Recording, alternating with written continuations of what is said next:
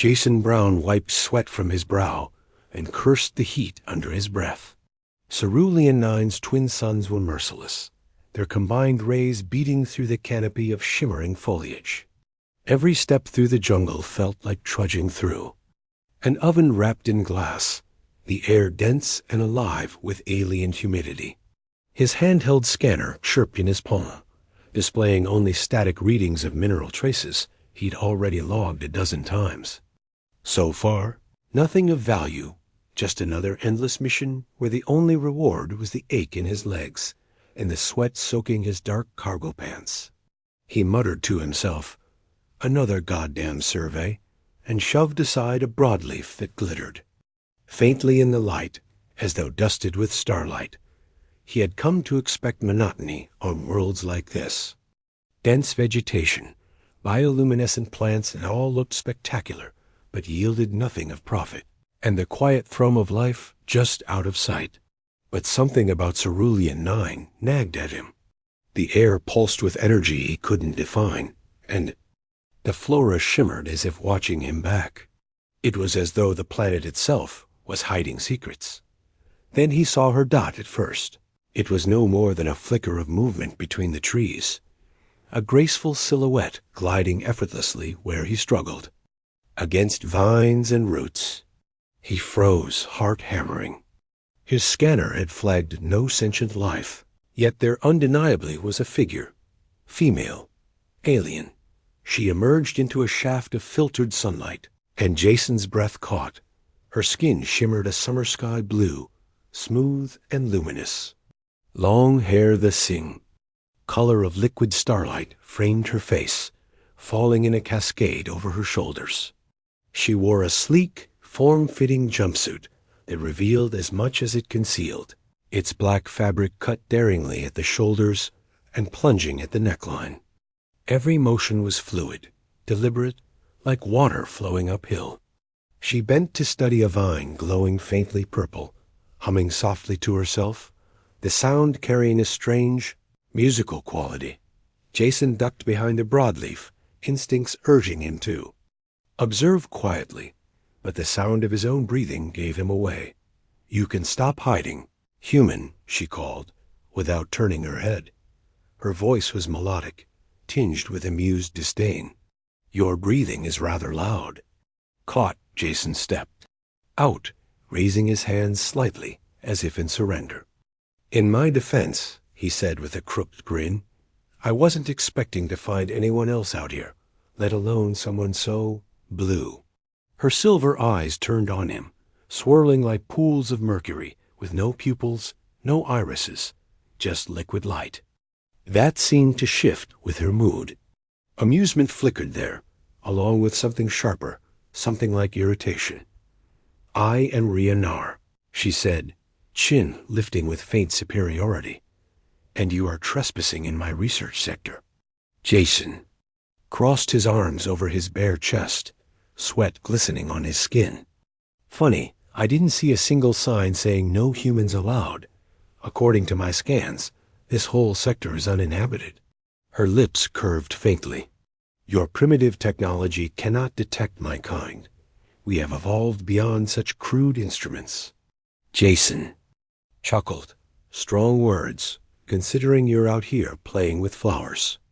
Her eyes narrowed, though he caught the twitch of her lips, the almost smile she tried to hide. "These flowers, as you call them, could revolutionize interstellar travel. Not that a prospector would understand such things."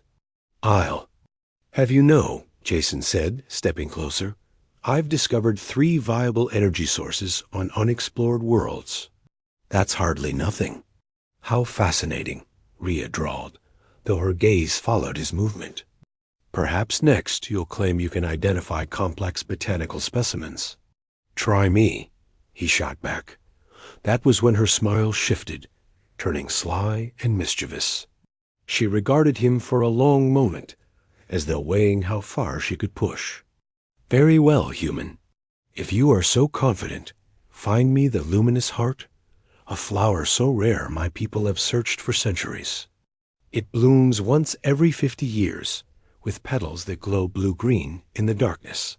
Jason tilted his head, raising a brow. And if I find it? Ria's laughter was crystalline, mocking yet musical. If you find it, I'll be entirely yours. The words hung between them, playful, dismissive, meant to send him away on a fool's errand. But Jason's grin widened. He extended his hand without hesitation. Deal. For the first time, Ria faltered. She looked at his outstretched hand as though it were a snake. After a pause, she placed her delicate, glowing fingers in his palm. A subtle shock passed through him at the touch, something more than static. She pulled back quickly, eyes flashing. You have until moonrise. Better men than you have tried and failed. Jason winked, already turning toward the jungle. Better men than me weren't human. Ria watched him vanish into the foliage, her expression caught between amusement and disbelief. What she had meant as a jest had just become something far more dangerous. Jason pushed deeper into the alien jungle, the memory of Ria's amused silver eyes lingering in his mind like a challenge he couldn't shake. Her words had been intended as a dismissal, he was certain of that. A joke to send him blundering into a hopeless quest. But for Jason, who had built a career surviving where others failed, the impossible was nothing more than an invitation. The jungle grew darker as one of the twin suns slipped below the horizon, its dying rays throwing fractured beams of light across the translucent leaves.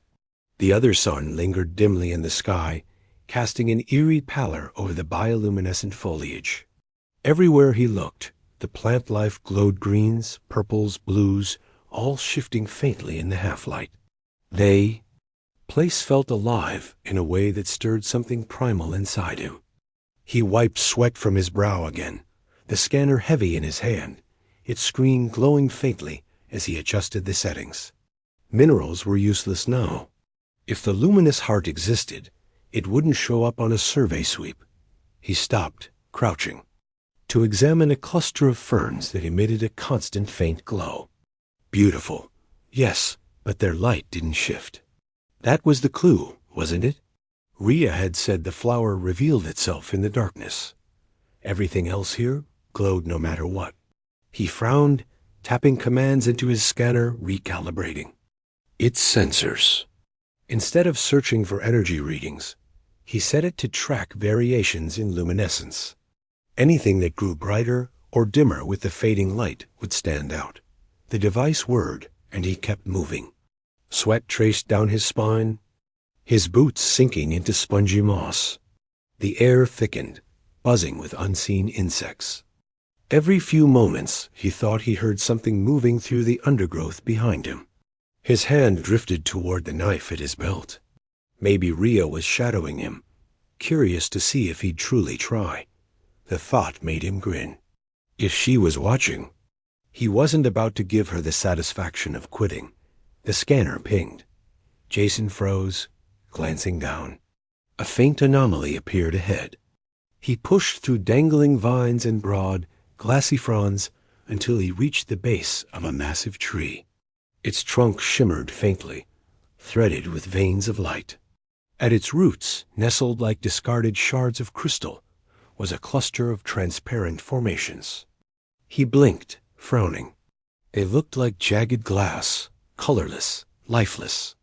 Nothing special. But then, as the last sliver of sunlight disappeared beyond the horizon, the air changed. Shadows deepened, and the so-called crystals began to glow. At first, it was faint like embers buried under ash. Then the glow strengthened, pulsing with a rhythm that was almost organic. Jason's breath caught. They weren't crystals at all. They were flowers. Each bloom opened slowly, translucent petals refracting the dim light into a shimmer of blue-green radiance. The glow pulsed gently, like a heartbeat. Dozens of them together looked like living glass hearts beating in unison. Jason knelt, awe coursing through him. For centuries, Ria's people had searched for this, and all along it had been here, hiding in plain sight. Too ordinary in daylight, too subtle for scanners tuned to constant light. Only in the fragile space between day and night did the truth reveal itself. A laugh escaped him, quiet, incredulous. "Well, I'll be damned." He wanted to pluck one, to carry it back as proof, but something stopped him. The flowers weren't just rare. They were alive, part of the strange rhythm of this jungle. Tearing one away felt wrong. Instead, he set his scanner to record, capturing the glow as it grew stronger in the darkness. He leaned closer, noting the delicate filigree patterns along each petal, geometric designs that looked almost intentional, as if crafted by unseen hands. The jungle sounds softened. For a moment, Jason felt as though the entire planet was holding its breath. He reached out, fingers hovering just above the fragile bloom, and felt a faint hum and energy resonance brushing his skin. The flower was more than a plant. It was connected to something deeper. He straightened, grinning. Ria Nar had meant her words as a dismissal, but tomorrow, when he led her here, she would have no choice but to see him differently. He could already picture her expression, the haughty silver eyes widening, that mocking smile faltering. "Your face," he muttered to himself, "is going to be priceless." The flowers glowed brighter, illuminating his path back through the trees. Jason moved with renewed energy, unaware that behind him, unseen in the shadows, Ria's figure lingered, her mercury eyes fixed on him with something that looked very much like wonder. Jason returned to the grove where he'd first encountered Ria, his boots crunching softly against the phosphorescent moss. He half expected her to be gone, vanished into the jungle like a dream. Instead, she was exactly where he had left her, crouched over a vine whose thorns glowed a dangerous shade of violet. Her long hair shimmered faintly in the dim light, and the sight of her still otherworldly, composed made his chest tighten with an odd mix of satisfaction and anticipation. "You're back early," she said without looking up, her tone dripping with dry amusement. "Have you come to admit defeat already?" Jason leaned casually against a tree, the smirk tugging at his lips impossible to contain. "Defeat? Hardly. I thought you might like to take a walk with me." Ria's head tilted slightly, her eyes glinting as she finally turned to face him. "You are remarkably confident for someone who will soon look very foolish." "Oh, I don't think you'll be disappointed," he replied, extending a hand toward her. "Unless, of course, you're afraid of being proven wrong." Her lips twitched. The slightest betrayal of humor. "Afraid?" she echoed, standing gracefully. Her movements were so fluid they seemed rehearsed, a dancer's elegance made casual. "Hardly." She ignored his hand, but gestured with a flick of her fingers. "Lead the way, human." Jason turned, grinning, and they walked. In silence at first, weaving through the thick growth of the jungle. The air hummed faintly, filled with the quiet chorus of nocturnal creatures, waking as night settled fully over Cerulean 9. The bioluminescent plants brightened in response, casting shifting patterns of light across their faces. Jason stole. Glance at Ria, noting how the glow painted her skin in shades of indigo and emerald, like auroras shimmering across her body. For a woman who tried so hard to project disdain, she was breathtaking. "You know," she said suddenly, her voice softer now, "your kind has a peculiar way of approaching things. Direct, reckless. You leap without looking, yet sometimes you land on your feet." "Sometimes?" Jason chuckled. "That's generous." Her gaze flicked toward him, the corner of her mouth curling in something close to a smile. "Don't get used to the compliment." They reached the base of the massive tree, and Jason slowed, letting the silence build as he motioned toward the crystalline clusters nestled among the roots. By now, full night had descended, and the transparent petals were awakening, their glow pulsing in a slow, rhythmic cadence. The grove lit up in hues of blue and green, casting a living halo of color around them. Ria's expression shifted instantly. Confusion, then disbelief. Then, as the flowers bloomed fully, wonder. She knelt beside the cluster, her delicate fingers hovering just above the glowing petals, her silver eyes wide with awe. "Impossible," she whispered. "All this time, they were here." Jason crouched beside her, watching her face rather than the flowers.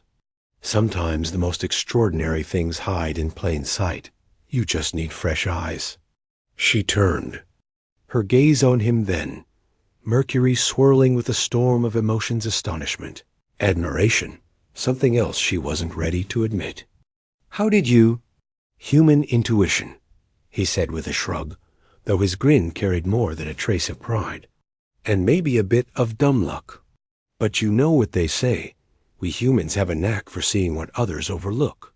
Ria's fingers trembled as she finally touched one of the blossoms, its glow brightening at her touch, as though recognizing her presence. She drew in a sharp breath, eyes darting back to Jason. "For centuries, my people have searched. And you—" her lips curved into a wry smile, equal parts exasperation and admiration. "You stumble in and find it within a single night." Jason raised an eyebrow. "So? Does that mean I win our little wager?" Her smile deepened, sly and unreadable, the glow of the flowers reflecting in her eyes. "Perhaps," she said softly, standing with a grace that made the moment feel ceremonial. She moved closer to him, so near he could feel the subtle charge of energy radiating from her skin. "Though I should warn you, human, my people's concept of belonging is not what you think it is." Jason met her gaze without flinching, caught in the pull of her strange, mercurial eyes. "Then maybe you should teach me." For a long, suspended moment, neither moved. Around them, the luminous hearts pulsed in perfect harmony, as if bearing witness to a bond that had already begun to take root. And when Ria finally smiled, truly smiled, it was not the smile of mockery, but of someone surprised, and perhaps a little unsettled by what they had just discovered together. The jungle seemed to hush as Jason and Ria stepped into the grove together, the faint hum of the luminous heart flowers rising around them like a living chorus. Their glow pulsed rhythmically, throwing pale blue-green light across Ria's flawless skin and Jason's sweat-streaked chest. The air felt charged, heavy, as if the entire planet had been waiting for this moment. Ria walked ahead of him, her movements measured, her expression unreadable. Yet he could feel her unease, though she tried to bury it beneath practiced composure. At the center of the grove stood an ancient tree wrapped in vines that shimmered faintly, each pulse echoing the heartbeat-like rhythm of the flowers. She stopped there, turning slowly to face him.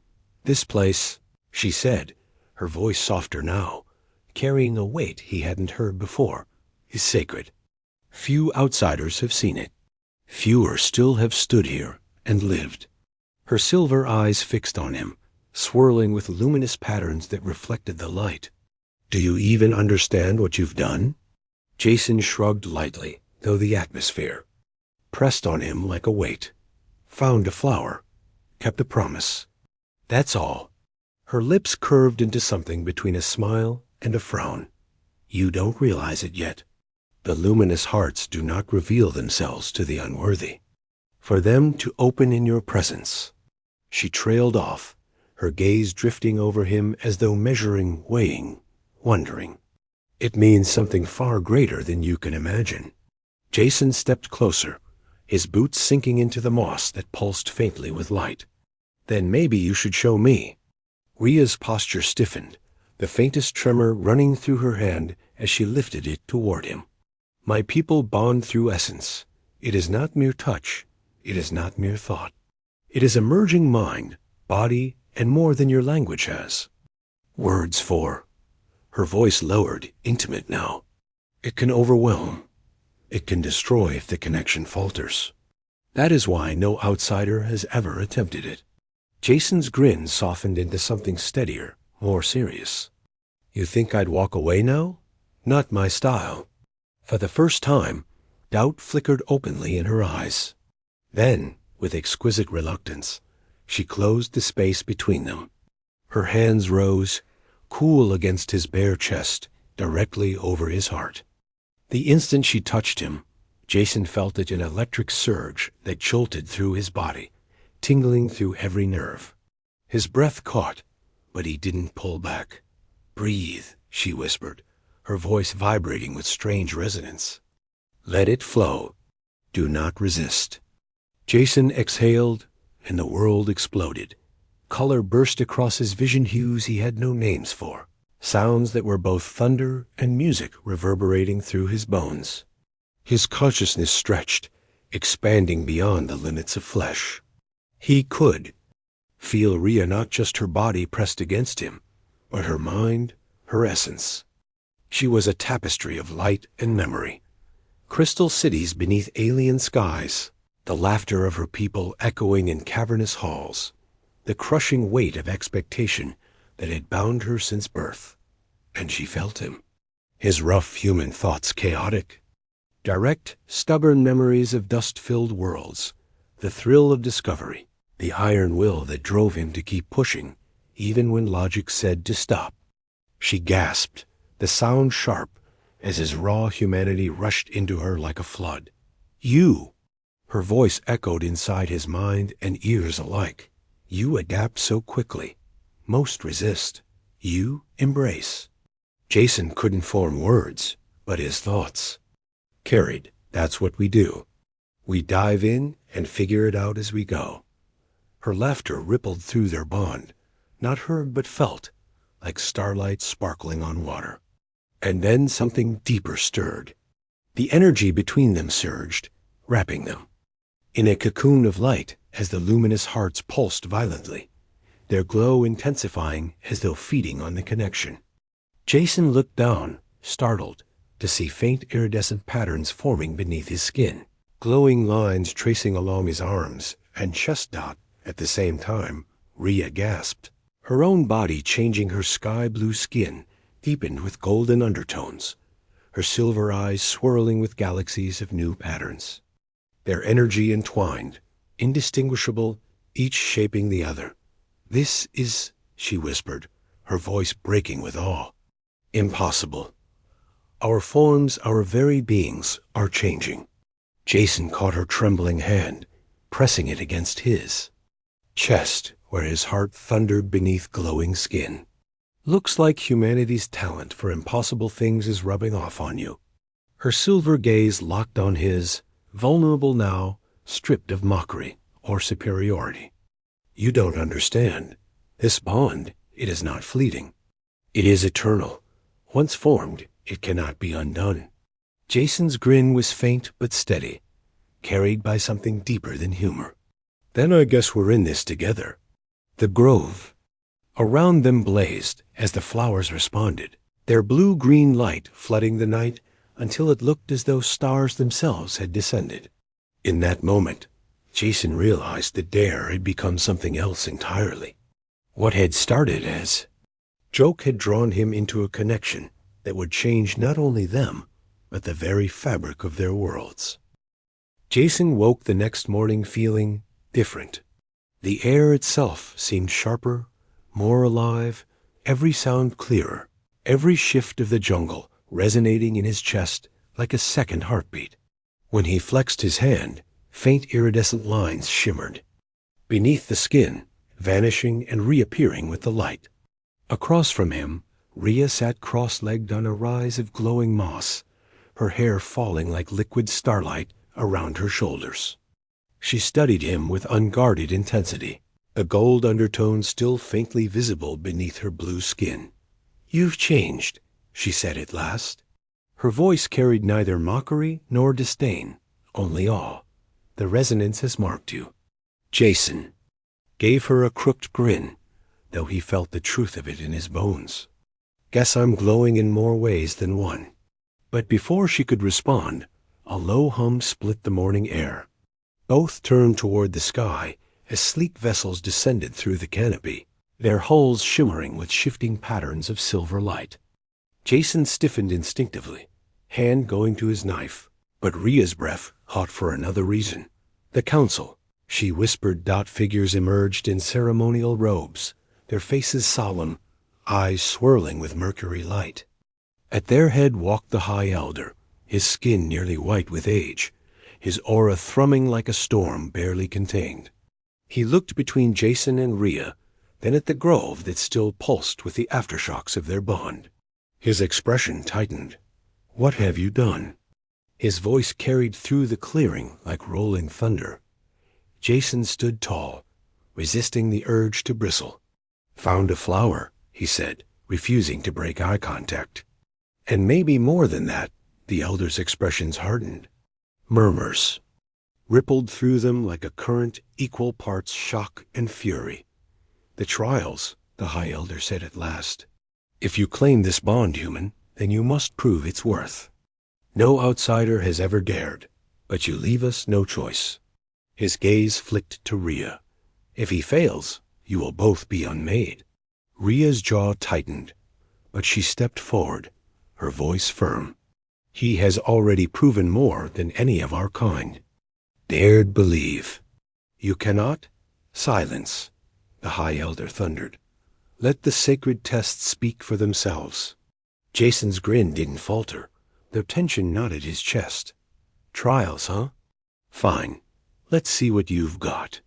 The grove shifted, vines uncoiling and flowers bending, as if the world itself prepared for the coming ordeal. The first challenge came without warning. The air shimmered and dissolved, reality collapsing into a void of shifting currents. Jason felt his body unraveling, his sense of self slipping into nothingness. The void dance, where others would cling desperately to their form. Jason let go. He let the current take him, his consciousness spreading like ink and water, anchoring himself not with fear or rigidity, but with the bond he shared with Ria. Through their link, he felt her sharp intake of breath, her awe as he adapted instantly. Flowing instead of resisting, the void bent around him, then broke, spitting him back into the grove.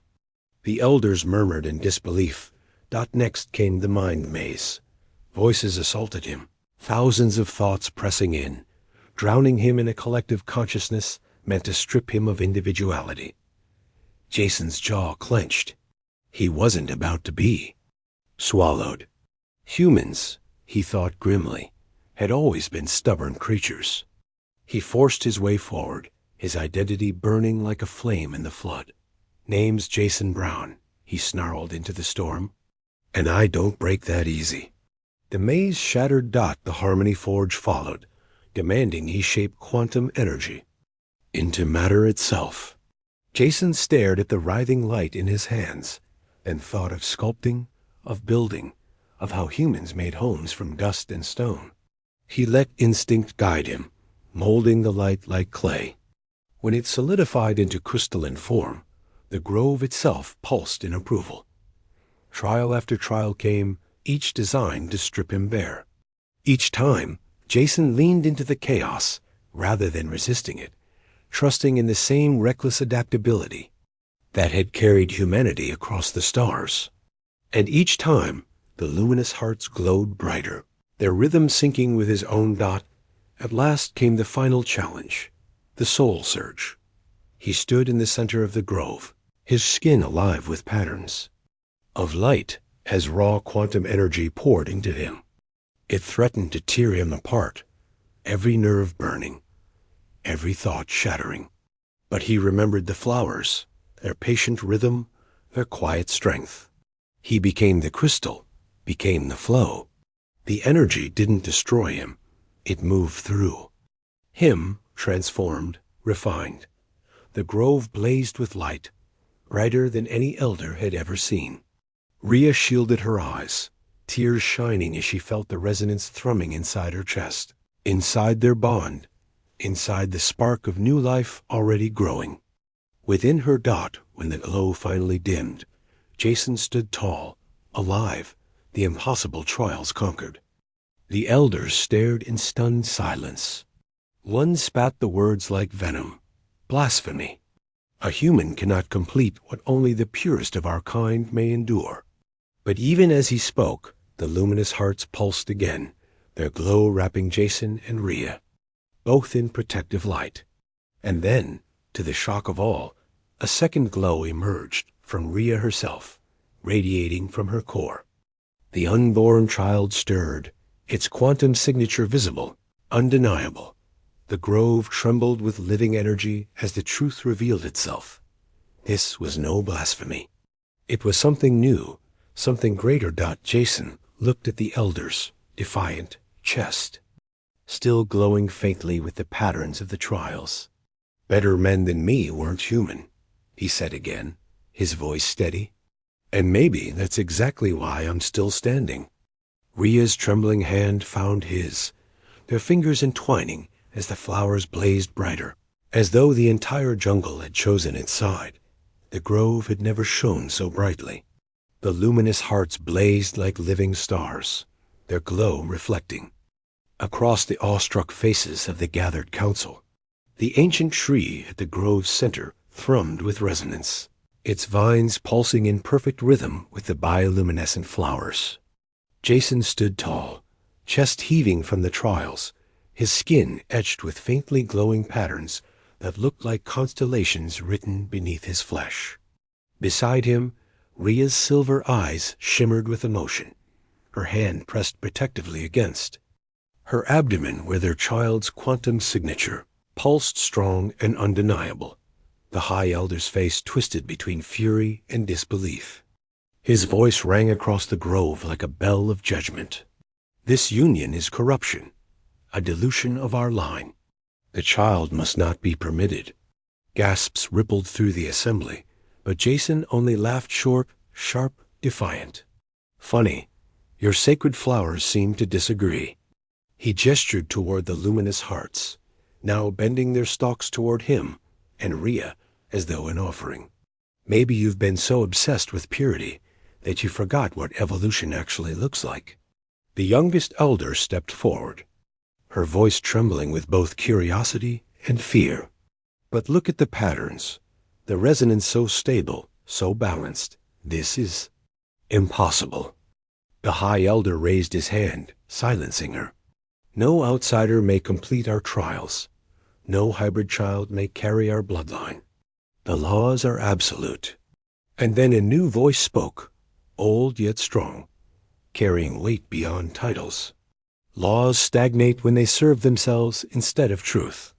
A crowd parted as the Ancient One emerged, her figure draped in ceremonial silver. Her skin bore faint patterns, subtle but unmistakable, like the ones glowing on Jason now. Gasps spread through the elders. Even the High Elder faltered, bowing his head instinctively. Mother, Ria whispered, her voice breaking. The Ancient One stepped into the grove, her every movement dignified, her mercury eyes fixed on Jason and Ria. She lifted a hand, brushing her fingers across the glowing quantum patterns surrounding them. For centuries, I waited for this. Proof that our people could grow beyond the prison of tradition. You call this corruption? She turned her piercing gaze on the High Elder. I call it renewal. The elders stirred uneasily, their swirling eyes reflecting the glow of the flowers. Jason felt Ria's hand tighten around his, their bond humming with their mixture of hope and fear. Look at them, the Ancient One continued. The luminous hearts themselves, the most sacred of our world, align with this union. They have never responded so strongly to our own kind, yet they embrace him, this human, and their child.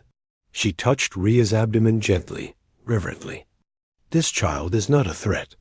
It is the bridge to our future. Jason stepped forward, shoulders squared, his voice carrying human stubbornness like a weapon. You talk about laws and purity like they're shields. But shields can become cages. Humanity survived by adapting, by changing when the universe demanded it. Maybe it's time you learned the same lesson. The High Elder's face hardened, but cracks showed in his resolve. A younger elders exchanged looks, torn between reverence for tradition and the undeniable truth glowing before them. Finally, the High Elder spoke, his tone heavy with reluctant concession.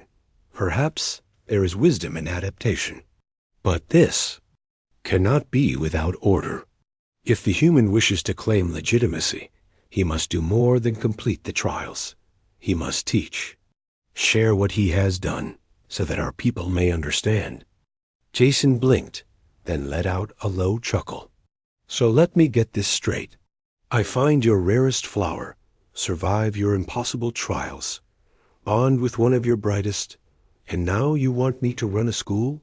He glanced at Ria, who gave him a look equal parts amusement and exasperation. Talk about escalating commitments. Even some of the sternest elders suppressed reluctant smiles. The Ancient One's lips curved, the faintest trace of warmth in her expression. Perhaps humor is part of what makes you suited for this path. The youngest elder stepped forward, her voice firmer now. Then let it be written. Jason Brown of Terra has completed the 7 trials of ascension, though by unorthodox means. His union with Ria Nar is recognized, and their child acknowledged as heir to both lineages. A murmur of agreement spread through the council, reluctant but growing. The High Elder finally bowed his head. So be it. The luminous hearts pulsed one final time, a dazzling flare of light that bathed the grove in radiance. Jason felt the resonance thrum through his body, through Ria's, through the tiny spark of life growing within her. The jungle itself seemed to sing in approval. Jason turned to Ria, his grin boyish despite the enormity of the moment. Your face when I found that flower, he said softly, worth every drop of sweat. Her lips curved into a mischievous smile, softened by love. And your face now, when you realize a joke just changed the course of 2 civilizations, worth even more. He pulled her close, their hands entwining, their shared glow spiraling together into a single pattern that mirrored the sacred geometries of the flowers. Around them, the elders bowed their heads. The Ancient One raised her hands. Let it be. Recorded, she declared, her voice carrying into the night, that on this day, a new era began. An era born not from fear of change, but from its embrace. The grove blazed brighter than ever, light spilling into the night sky, as though announcing the dawn of something greater than either species alone. And in that glow, Jason knew with certainty, what had started as a joke between a stubborn human and a haughty alien had just reshaped the universe.